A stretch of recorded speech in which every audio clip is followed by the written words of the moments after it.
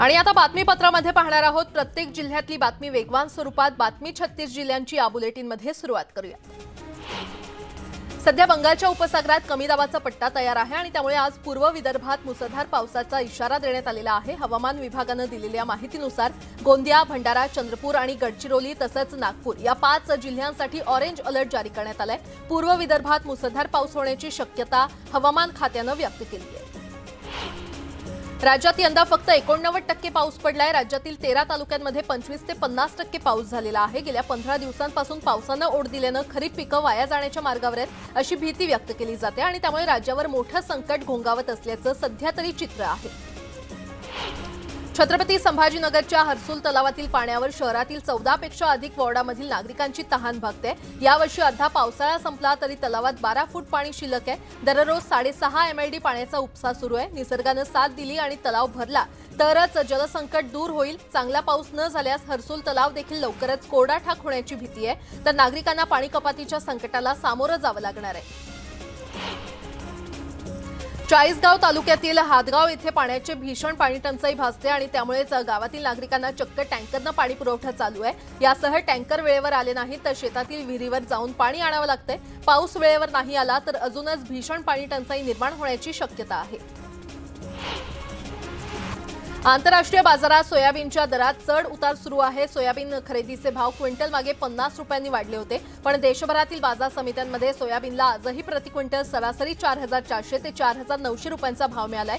सोयाबीनचा भाव आणखी काही दिवस असाच राहण्याचा अंदाज आहे। ज्वारीची बाजारातील आवक सरासरीपेक्षा जवळपास 30% कमी दिसते आणि त्यामुळे ज्वारीचा भावही गुणवत्तेप्रमाणे सरासरी 3000 ते 4500 प्रति क्विंटल मिळतोय। ज्वारीची लागवड आणि पाऊसमान पाहता ज्वारीच्या दरातील तेजी कायम राहू शकते असा अंदाज वर्तवण्यात आलाय। मोसंबीची बाजारातील आवक हळूहळू वाढत चालली आहे, पण मोसंबीला उठाव कमी दिसतोय। सध्या मोसंबीला बाजारात प्रति क्विंटल सरासरी 3000 ते 4000 रुपये भाव मिळतोय। मोसंबीची काढणी सुरू झाल्याने यापुढील काळात बाजारातील मोसंबी आवक आणखी वाढत जाईल आणि त्यामुळे मोसंबीच्या बाजारावर दबाव राहू शकतो। देशातील बाजारात मक्याच्या भावात मागील काही दिवसांपासून वाढ झाली आहे। आंतरराष्ट्रीय बाजारात भारतीय मक्याला चांगली मागणी आहे आणि त्यातच अर्जेंटिनामध्ये दुष्काळामुळे मका उत्पादन कमी झाले। युद्धामुळे युक्रेनमधून होणारी आयात देखील ठप्प झाली आणि यामुळे भारतीय मक्याला मागणी वाढली आहे। भारतातून एप्रिल ते जून या तिमाहीत जवळपास 8.5 लाख टन मका निर्यात झाली आहे। सोलापूरच्या बार्शी तालुक्यातील ढोराळे येथे महादेव काकडे यांच्या बेदाणा प्रोसेसिंग युनिटला मध्यरात्रीच्या सुमारास आग लागली। शर्थीच्या प्रयत्नानंतर या आगीवर नियंत्रण मिळवण्यात आलं। शॉर्ट सर्किटमुळे लागलेल्या आगीमध्ये कोट्यवधींचं नुकसान झालंय।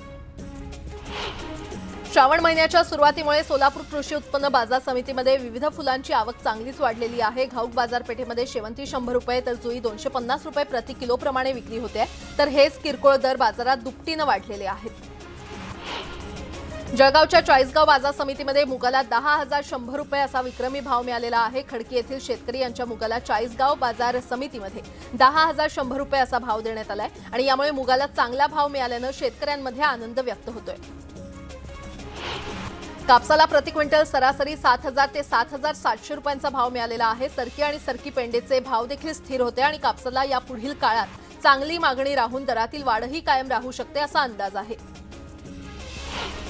चिंचवड ते खडकी या मार्गावरील सिग्नलचं काम सुरू असल्याने रविवारी लांब पल्ल्याच्या एक्सप्रेस रद्द करण्यात आलेल्या आहेत। यात सकाळी 7 ते सायंकाळी 7:30 असा एकूण 12 तासांचा मेगा ब्लॉक असेल। सायंकाळी 7:30 नंतर गाड्या पुन्हा नियोजित वेळापत्रकानुसार धावतील आणि त्यामुळे नागरिकांनी सहकार्य करावं असं आवाहन करण्यात आलं।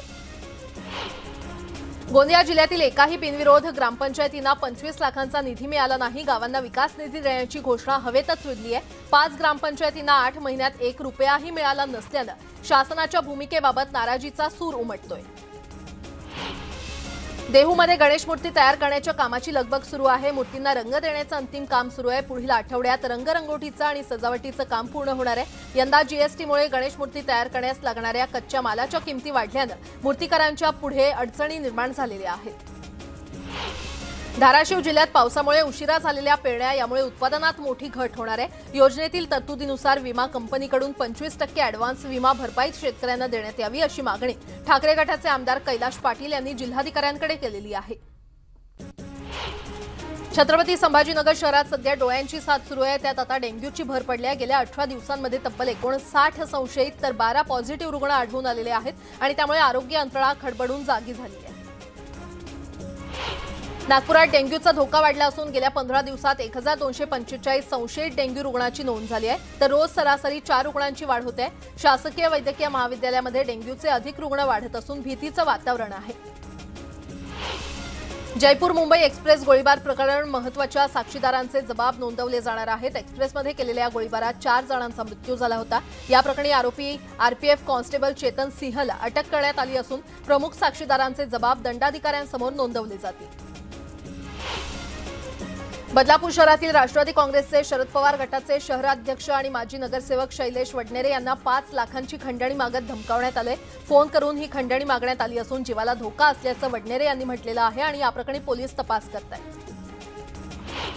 मावळातील शिरगावमध्ये ड्रग्ज तस्करी करणाऱ्यांना पोलिसांनी बेड्या ठोकलेल्या आहेत. आरोपींकडून 145 इंजेक्शनच्या बाटल्या आणि काही प्रमाणात अंमली पदार्थ जप्त करण्यात आलेत. सुमित पिल्ले आणि चैतन्य कुऱ्हाडे अशी या आरोपींची नावं आहेत. पुणे जिल्ह्यातील राजगुरुनगर बस स्थानकातून प्रवास करणाऱ्या महाविद्यालयीन तरुणींची मोठी कुचंबना होते. एसटी बसमध्ये चढताना शिक्षण घेण्यासाठी येणाऱ्या मुलींना छेडछाडीसह गर्दीचा सामना करावा लागतोय. महाविद्यालयीन वेळेमध्ये अपुरी बस सेवा असल्यानं ही गर्दी होते. 3000पेक्षा जास्त महाविद्यालयीन मुलींना याचा त्रास सहन करावा लागतोय. रेल्वे मार्गावरील रुळांच्या दुरुस्तीबरोबरच सिग्नल यंत्रणेच्या देखभालीसाठी रविवारी मध्य आणि हार्बर रेल्वे मार्गावर मेगा ब्लॉक घेण्यात येणार आहे. त्यामुळे प्रवाशांचे हाल होणार आहेत. मध्य रेल्वे मार्गावर माटुंगा मुलुंड अप आणि डाऊन जलद मार्गावर सकाळी 11:05 ते दुपारी 3:55 हा ब्लॉक असेल. ब्लॉक कालावधीमध्ये सीएसएमटीहून सुटणाऱ्या जलद मार्गावरील लोकल माटुंगा आणि मुलुंड स्थानकादरम्यान डाऊन धीम्या मार्गावर वळवण्यात येणार आहेत. रात्री उशिरापर्यंत कार्यालयात काम करणाऱ्या हार्बर मार्गावरील चाकरमान्यांचे घरी पोहोचताना वांदे होणार आहेत. कारण डेडिकेटेड फ्रंट कॉरिडॉरसाठी पनवेल रेल्वे स्थानकात कामं सुरू आहेत आणि त्यासाठी छत्रपती शिवाजी महाराज टर्मिनसहून पनवेलसाठी सुटणाऱ्या रात्री शेवटच्या 2 लोकल वाशीपर्यंत चालवण्यात येणार आहेत आणि त्यामुळे पनवेलला जाण्यासाठी शेवटची लोकल 12:13 म्हणजेच जवळपास अर्धा तास आधी सीएसएमटीहून सुटणार असल्यानं नेहमी शेवटच्या लोकलनं घरी जाणाऱ्या प्रवाशांची मोठी गैरसोय होणार आहे. राज्यातील 50,000 गोविंदांना सरकारतर्फे विमा संरक्षण देण्यात येणार आहे. दहीहंडी उत्सव आणि प्रो गोविंदा लीग दरम्यान मानवी मनोरे रचताना दुर्घटनाग्रस्त झालेल्या गोविंदांना हे विमा संरक्षण मिळेल. या संदर्भात दहीहंडी समन्वय समितीनं सरकार दरबारी सातत्यानं पाठपुरावा केला होता. ताडोबा अंधारी व्याघ्र प्रकल्पाला फसवल्याप्रकरणी बुकिंग एजन्सी विरोधात गुन्हे दाखल झालेले आहेत. चंद्रपूर वाईल्ड कनेक्टिव्हिटी सोल्युशननं सुमारे 12,15,50,000 रुपयांची फसवणूक केल्याचा आरोप आहे. या एजन्सीनं गेल्या 3 वर्षात एकूण 22,80,67,000 देय रकमेपैकी केवळ 10,65,00,000 भरणा केलेला आहे.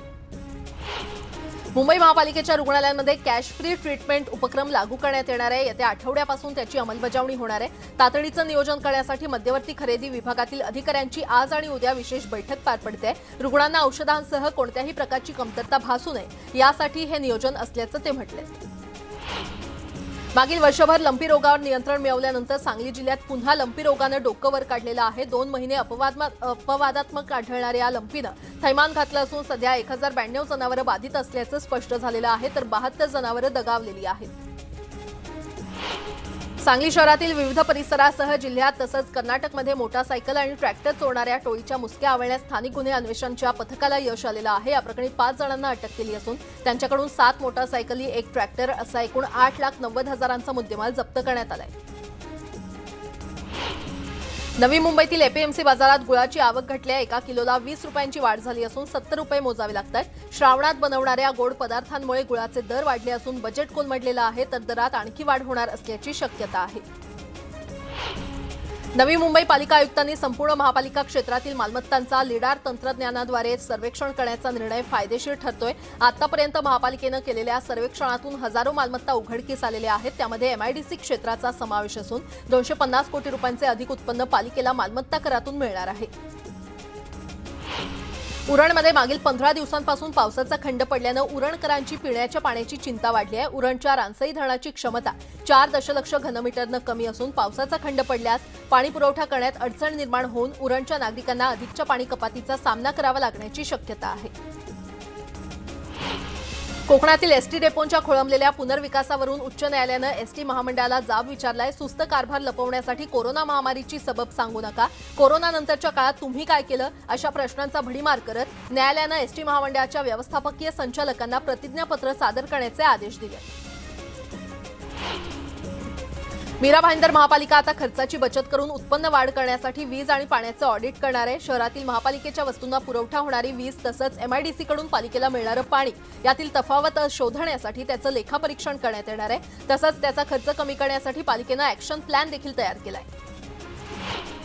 पुणे रेल्वे विभागातील लोणावळा पुणे रेल्वे मार्गावरील चिंचवड खडकी स्टेशन दरम्यान ऑटोमॅटिक सिग्नलिंगचं काम करण्यात येणार आहे आणि त्यामुळे रविवारी इंटरसिटी, डेक्कन आणि कोयना एक्सप्रेससह काही लोकलच्या फेऱ्या रद्द करण्यात आलेल्या आहेत आणि यामुळे प्रवाशांचे मात्र हाल होणार आहेत। एसटी मध्ये प्रवास करताना सुट्ट्या पैशांसाठी अनेकदा वादविवाद होतात आणि अशा गोष्टी होऊ नयेत यासाठी महाराष्ट्र राज्य परिवहन वाहकांना डिजिटल मशीन देण्यात आलेली आहे। मात्र वाहकांचं ट्रेनिंग आणि ऑनलाईन पेमेंटसाठी आवश्यक असणाऱ्या सॉफ्टवेअर इन्स्टॉलचं काम अजून सुरू असल्यानं प्रवाशांना कार्ड आणि ॲपवरून पेमेंट करण्यासाठी अजूनही वाट पाहावी लागणार आहे। कला दिग्दर्शक नितीन देसाई यांनी 2018च्या अखेरीपासूनच कर्जाचे हप्ते फेडण्यासाठी विलंब करण्यास सुरुवात केल्याचा दावा एडलवाइसच्या वरिष्ठ अधिकाऱ्यांनी उच्च न्यायालयामध्ये केलेला आहे। वेळेअभावी न्यायालयानं सुनावणी सोमवारपर्यंत स्थगित करताना कंपनीच्या वरिष्ठ अधिकाऱ्यांना तोपर्यंत अटकेपासून तातडीचा अंतरिम दिलासा देण्यास नकार दिलाय। शिरूरचे खासदार डॉक्टर अमोल कोल्हे यांनी राष्ट्रवादी काँग्रेसच्या फुटीनंतर पहिल्यांदाच अजित पवार यांच्यावर ते घसरलेले आहेत। जुन्नर तालुक्यातील राजुरी इथे एका कार्यक्रमात बोलताना आमदारांना वाढीव निधी दिल्यावरून त्यांनी अजित पवारांवर अप्रत्यक्षपणे टीका केली आहे। देशातील 26 राजकीय पक्षांच्या इंडिया आघाडीची बैठक 31 ऑगस्ट आणि 1 सप्टेंबरला होणार आहे। त्यापूर्वी उद्धव ठाकरे यांच्याकडून राज्यातील 48 लोकसभा मतदारसंघांचा आढावा घेण्यात येतोय। त्यापैकी पहिल्या टप्प्यातील 32 लोकसभा मतदारसंघांचा आढावा आजपर्यंत पूर्ण होणार आहे। मनसे अध्यक्ष राज ठाकरे आज पिंपरी चिंचवडचा दौरा करणार आहेत। या ठिकाणी ते पदाधिकाऱ्यांशी संवाद साधणार आहेत। भाजप मोठा झालाय, 10 दिशांना विस्तारलाय। भाजपचं दुकान जोरात सुरू आहे, मात्र या दुकानात नवीन ग्राहकच जास्त दिसतायत, जुने काही दिसत नाहीत अशा शब्दात केंद्रीय मंत्री नितीन गडकरी यांनी टोला लगावलाय। गडकरींनी सध्याच्या स्थितीवरून टिप्पणी करून एक प्रकारे घरचा आहेरच दिलाय। भाजपचे ज्येष्ठ कार्यकर्ते तथा माजी नगराध्यक्ष गोकुल शर्मा यांच्या अमृत महोत्सवी कार्यक्रमात ते बोलत होते। जळगावमधील आर्य समूहावर ईडीकडून छापेमारी करण्यात आलेली होती आणि दरम्यान ईडीनं तब्बल 46 तास आर्य समूहाच्या ज्वेलर्सची चौकशी करून 90 लाख रुपये रोख आणि ज्वेलर्समधील सोनं जप्त केलंय। समूहाचे आर्थिक दस्तावेज आणि इतर महत्त्वाची कागदपत्र देखील ईडीकडून ताब्यात घेण्यात आलेली आहेत। महाराष्ट्र भूषण पुरस्काराच्या धर्तीवर यावर्षीपासून राज्य शासनानं महाराष्ट्र उद्योग पुरस्कार देण्याचा निर्णय घेण्यात आलेला आहे। पहिला उद्योगरत्न पुरस्कार पद्मविभूषण रतन टाटा यांना जाहीर झालाय। उद्योगातील भरीव योगदानाबद्दल 20 ऑगस्टला त्यांचा सन्मान केला जाणार आहे। त्याचबरोबर उद्योग मित्र पुरस्कार सीरम इन्स्टिट्यूटचे अदर पुनावाला यांना तर उद्योगिनी पुरस्कार किर्लोस्कर समूहाच्या गौरी किर्लोस्कर यांना देण्यात येणार आहे। उद्धव ठाकरे यांच्याकडून राज्यातील लोकसभा मतदारसंघांचा आढावा घेण्यात येतोय आणि याच पार्श्वभूमीवर ठाकरे पक्षाच्या बारामती लोकसभा मतदारसंघांमधील पदाधिकाऱ्यांची बैठक घेतली आहे। आगामी 2024च्या लोकसभा निवडणुकीमध्ये आपण इंडिया आघाडीसोबत असल्यानं सुप्रिया सुळे यांना बळ द्या असे आदेश उद्धव ठाकरे यांनी दिलेले आहेत। विधानसभा विरोधी पक्षनेते विजय वडेट्टीवार यांनी उद्धव ठाकरे यांची भेट घेतली। मातोश्रीवर ही भेट झालेली आहे। वडेट्टीवार यांनी उद्धव ठाकरेंची भेट का घेतली याबद्दल कोणतीही माहिती अजून अस्पष्ट आहे। 27 ऑगस्टला बीडमध्ये राष्ट्रवादीची उत्तर सभा होणार असल्याची माहिती छगन भुजबळ यांनी दिलेली आहे। जिथे आवश्यकता असेल तिथे सभा घेणार असल्याचं देखील ते म्हटले। राज्यात सर्व पक्षांचं सरकार असून लवकरच सर्वजण मिळून 288 जागांचं वाटप करून निवडणूक लढवतील असा टोला रघुनाथ पाटील यांनी लगावलाय। तर पवारांच्या संमतीविना पक्षातील नेते त्यांना सोडून गेले असं कुणी म्हणत असेल तर हा भाबडेपणा म्हणावा लागेल असा टोला देखील त्यांनी लगावलाय। भारत देश आणि महापुरुषांबाबत आक्षेपार्ह पोस्ट करणाऱ्यांना तातडीनं अटक करून कडक कारवाई करण्याची मागणी आमदार शिवेंद्रराजे भोसले यांनी केलेली आहे। अशा गोष्टी खपवून घेणार नाही असा इशारा देखील त्यांनी दिला आहे। ज्या दिवशी इंडिया आघाडी पंतप्रधान पदाचा उमेदवार जाहीर करेल त्या दिवशी यांचे शकले झाल्याशिवाय राहणार नाही। रावसाहेब दानवेंनी विरोधकांवर ही टीका केली आहे। तर 2024 साली पुन्हा मोदी सरकार सत्तेत येणार असल्याचा विश्वास देखील त्यांनी व्यक्त केला आहे। पृथ्वीराज चव्हाण यांनी कराडच्या औंडोशी इथल्या दुर्गम भागात 10 किलोमीटर पायी जात प्रस्तावित बंधाऱ्याच्या जागेची पाहणी केलेली आहे। जुन्या तलावाची पाहणी करून सर्वे करण्याच्या सूचना त्यांनी वनविभागाच्या अधिकाऱ्यांना दिलेल्या आहेत। ठाकरे गटाचे आमदार भास्कर जाधव यांच्या विरोधात शिवसेना नेते रामदास कदम यांनी मोर्चे बांधणी सुरू केली आहे। रामदास कदम गुहागर विधानसभा मतदारसंघात जाऊन भास्कर जाधव यांनी किती कामं केली याची पोलखोल करणार आहेत। त्यासाठी ते कोकणकडे रवाना झालेले आहेत। 50 गावात मी 35 कोटींची कामं केल्याचा दावा कदमांनी केलाय। छत्रपती संभाजीनगरमधील इंडस्ट्रीयल मीटच्या माध्यमातून 250 सामंजस्य करार झालेले आहेत. अर्थ राज्यमंत्री भागवत कराड यांच्या उपस्थितीमध्ये हा उपक्रम झाला.